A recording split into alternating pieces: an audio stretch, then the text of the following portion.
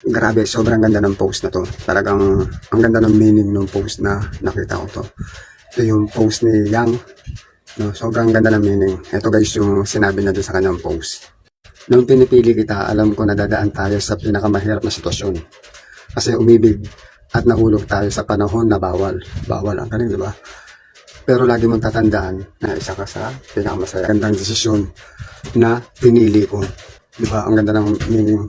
Kung iisipin mo, parang yung sa ganung edad niya, naisip niya yung mga ganitong bagay. Na pinili niya yung mga ganitong bagay na kahit na alam niyang mali. Dun sa masaya. Yun yung pinaka-importante sa pagmamahalan. Yung maligaya ka at masaya ka. Doon naman sa lalaki, ang gawin mo, ipaglaban mo siya. Pakita mo sa kanya na talagang gusto mo siya o mahal mo siya. Paglaban mo. Ngayon, hintay mo yung tamang panahon.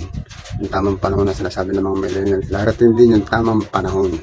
At kung maaantay mo siya ng 1 buwan, 1 taon, 2 taon, 3 taon, 4 na taon, 5 taon, gawin mo, antayin mo. Kasi pag dumating na yung panahon na yun, ayun na yung panahon na dadamputin ka na ng mga pulis.